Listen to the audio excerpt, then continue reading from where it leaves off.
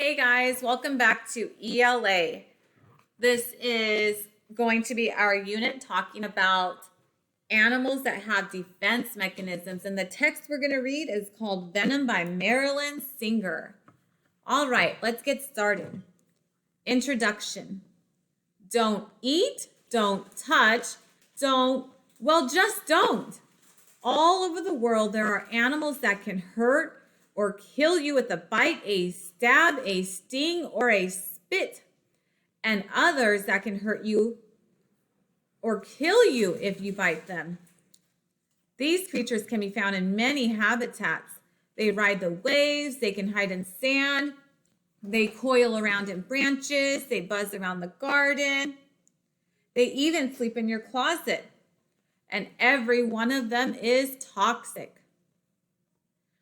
Some animals are poisonous and they can make you sick if you eat them or if you absorb their toxins through your skin.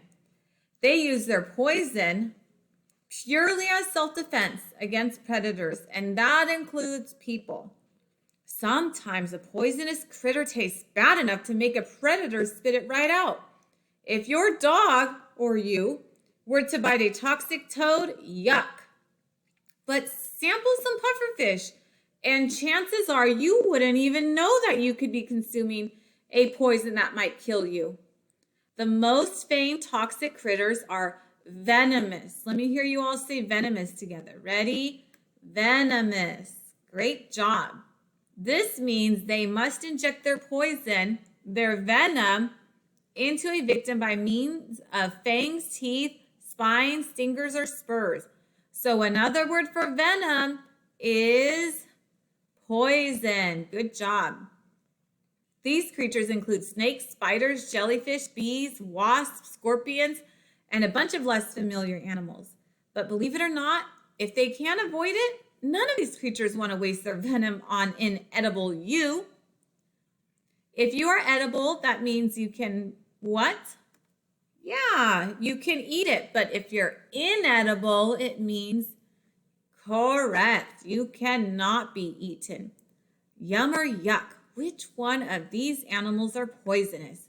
The American toad or the bullfrog, the chuckwalla or the red-spotted newt, a ladybug or a cricket, a sailfish or a pufferfish, a hooded pituhui, or a red-necked pheasant. Oh my gosh, they all look too nice to be venomous. Choose your weapon. One of these animals either has a single stinger, fangs, spines, spurs, or multiple stingers. So you may see these out and about. Be careful, they are venomous.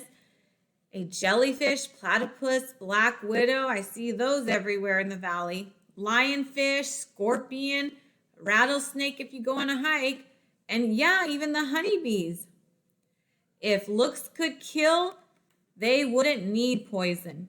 One reason animals use venom is to catch prey, insects, rodents, fish, small mammals, and even others of their own kind. Yep, that's right. They're cannibals. They eat their own kind.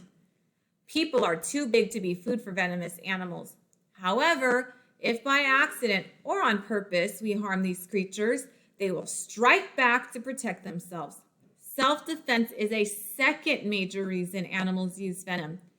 A third reason is defense of their family or community. They don't want anyone hurting their family.